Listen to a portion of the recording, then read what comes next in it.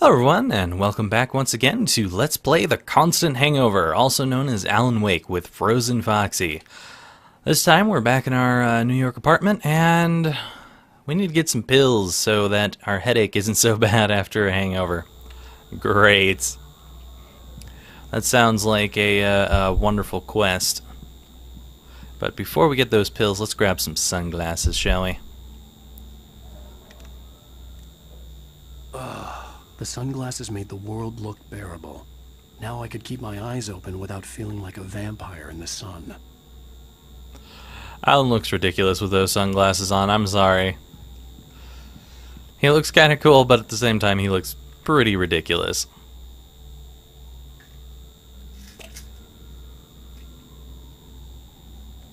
The pills worked fast.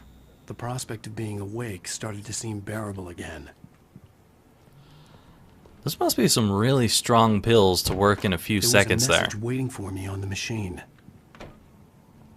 Sadly, there's not much of anything to see around here except for the fact that the stuff that was around here before, samples and so forth, is gone now, and we've got the book sitting here as if things are finished, more or less, at the moment.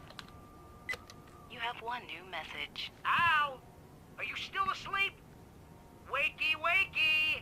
You should have your show on your TiVo. If Alice wasn't too mad to record it. She called me earlier and really chewed me out. Yeah, we went a little overboard last night. But parties are a part of this business. Al, look, I'm saying this as your friend. She's not doing your career any favors by trying to run your life like that, okay? I'll talk to you later, Al. Watch the show. I think Barry should lay off of Alice. She's just worried about Al here. Technically, I had a guest on the talk show the previous night, talking about my latest book. The show was supposed to be waiting for me on our TiVo. technically, I would suppose both of Alan and Alice could be nicknamed Al, which is kind of amusing to think about. I like those kind of flat surface ovens. I'm into that thing. Seems like it would be easier to clean or something, but at the same time, maybe it wouldn't be easier to clean because it would get, like, baked on there or something like that. I don't know. I don't like gas stoves, in all honesty. Not a fan. Let's turn on the boob tube and see what we got going on. Ladies and gentlemen, welcome back to the Harry Garrett Show. The Blurry Garrett Show. Thank you. Thank you, everybody. We have a great show tonight. I've been talking with the best-selling author Alan Wake about his new book, The Sudden Stop.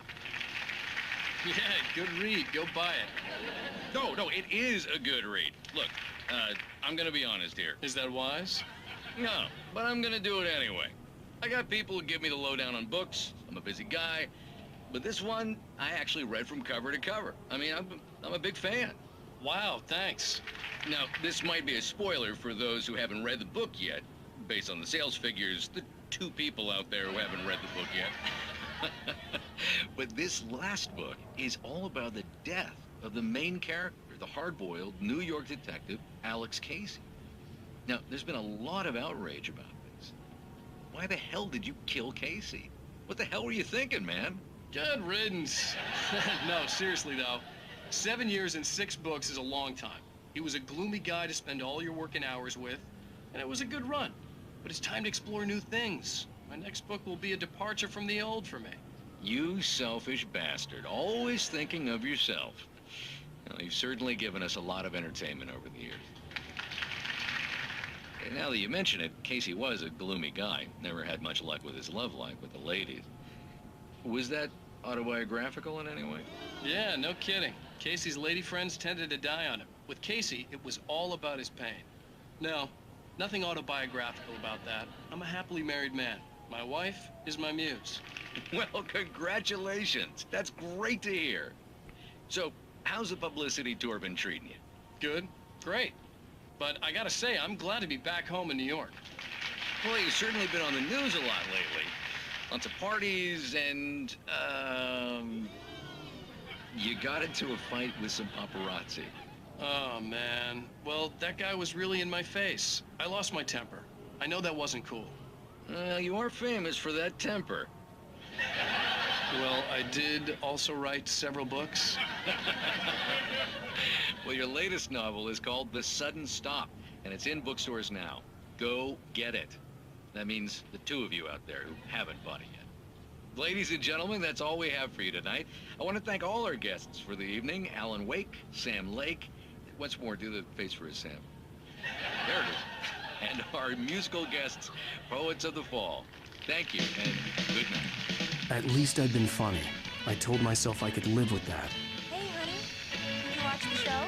I didn't say anything stupid if that's what you want to know. Okay, Grumpy. You want an aspirin or something? Are you going to start with me about drinking now? You know what? Go back to sleep, Alan. Alan's a bit of a jerk when he's drunk. What? Now you can't even talk to me? Well, this morning I was angry because you said you'd be home at midnight and you showed up at 7 a.m. and passed out in mid-sentence. Now I'm over it. Are you angry? This goddamn tour. It's gotten out of hand. Oh, honey.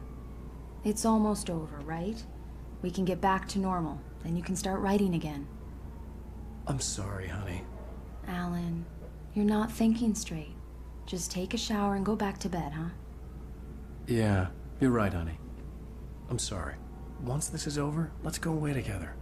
A vacation. Just you and me. Some peace and quiet. So it took 2 years to take a vacation, and I guess he's more hungover than drunk at the moment, but still, he's a bit of a jerk after he's been drinking. You should probably Somehow, quit that. The clicker was the key to the cabin. I had to return to Cauldron Lake to save Alice.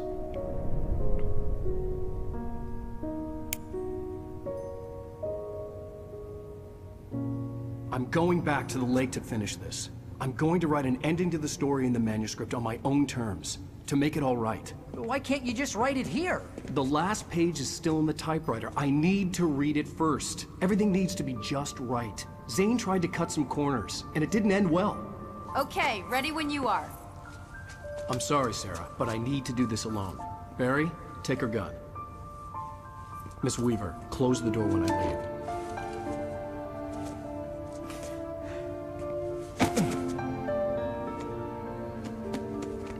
Good luck, Al. See you later.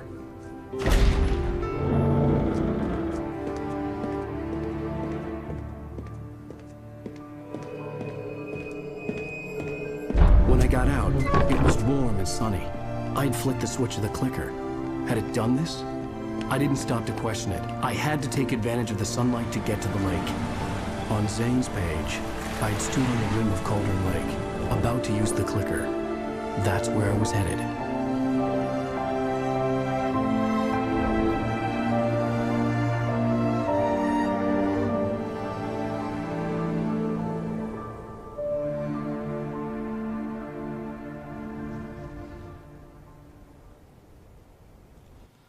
Alone, in daylight, surrounded by the beauty of the Pacific Northwest landscape. It was hard not to let doubt creep in one last time. I could still chalk everything up to a dream, a delusion. I had enough imagination to make up something like this. Having been in the cabin all this time, trapped in a story inside my head, gone mad from grief over Alice's death like Hartman had claimed, there would be no way of knowing. I told myself it didn't really matter. My course was set. Our course is certainly set, so I just went ahead and picked up that thermos while we were talking there. And there is a lot of ads towards the end of this game. I imagine these ads were throughout the game, and I just wasn't really paying attention, but it just seems like there's a lot more ads at the end of this game here. I don't know if that's just me or what. Anyway, we'll go ahead and read this sign about the Majestic here. Majestic Motel. Just down the road. Come on in. Comfortable beds, clean rooms, wireless internet, laundry facilities, cable TV, and kitchenette in every room. Phone number is that, and we're out here. I'll keep my current SUV. I don't need to switch to a different one. Mine will do just fine. We, however, are not going to continue down the road just yet. I have a couple things off to the side here that you can grab. The only way you're able to see arrows for the stuff that's going on around here is if you're in a car, because you can't actually use your flashlight while it's daytime like this. Also, there is a achievement that you can get around here for not firing a gun until you make it to Cauldron Lake, which is difficult in some points, but for the most part it's not that difficult to do as long as you make good use of your flares and flashbangs. If you use a flare gun or any other sort of gun, you have lost the achievement. Now, I recommend going after the achievement when you're done getting other collectibles and stuff around here, since you won't be able to shoot over any of the can pyramids. You can try bumping them with your body, which sometimes works and sometimes doesn't. So I'm not going to be going for that achievement. We are going for collectibles, and I'll be shooting my heart out here. I don't care about the achievement. I've already got the achievement before. It can be difficult in some points, but as long as you're running for safe haven areas, you should be fine. Another thermos over here, and for the last time, we will head back to the road with this SUV and leave it behind us very soon here.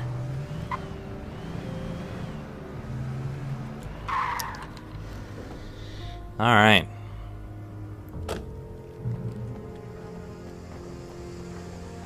Cue the darkness.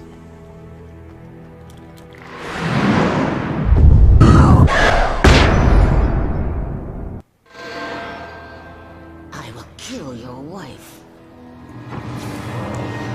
Now what you can do to get beyond these guys is just keep hitting them with a flashlight and slowly backing off, and they won't be able to make it up to you because of that. It's actually pretty easy to do, and then you can end up getting to this car over here, which allows you to kill them without using a gun. So, in case you were wondering what you're meant to do for this little section here, that pretty much covers it. Anyway, we'll go ahead and grab this manuscript here and see what we got going. The Dark Presence wants to stop Wake. The Dark Presence was no longer trying to capture the writer so he could create the ending it wanted. The writer knew too much. He was too strong. And he carried a weapon left behind by Thomas Zane, something that could hurt it. Now, the darkness was doing everything in its power to simply stop the writer from ever reaching Cauldron Lake and the dark place it came from.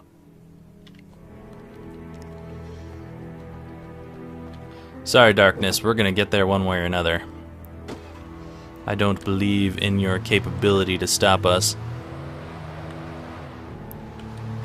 Now there are random little bits of gear here and there throughout the area that you can run off and find. However, I probably will miss a lot of it.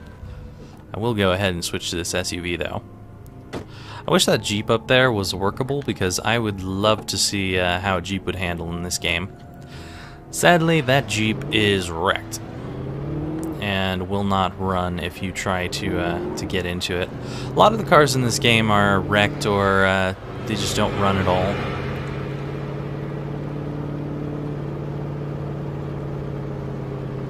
Hey buddy, how you doing?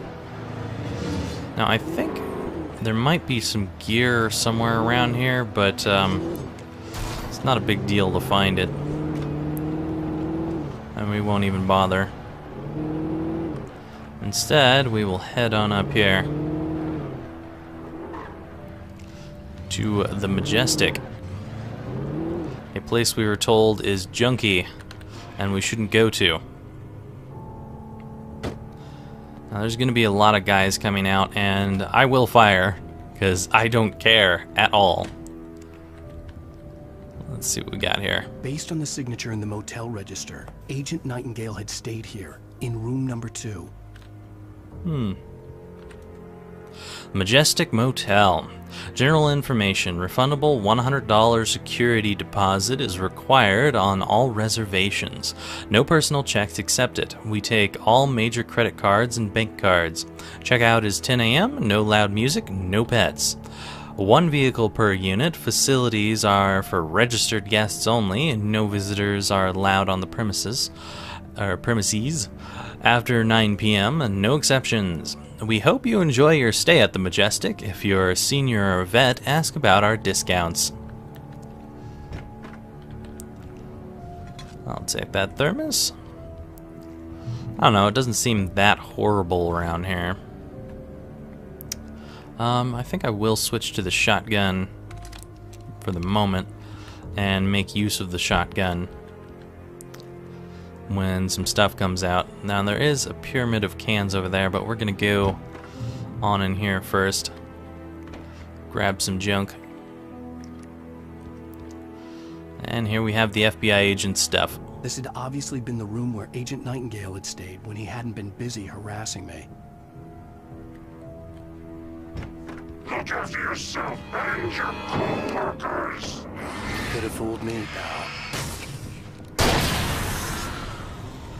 And you're done. Don't you be throwing crap at me.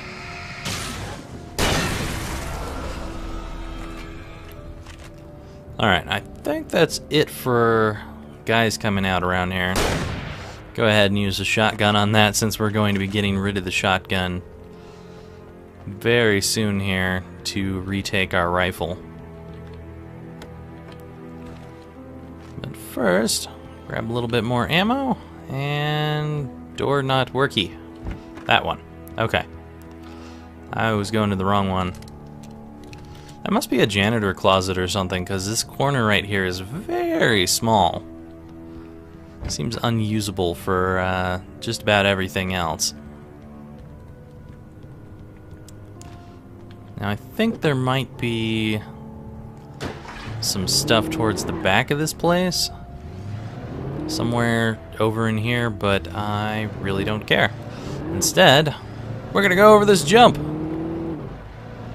very slowly. And then we're gonna switch cars, because I always like using these brown cars over anything else, just for their capability to move a little bit better.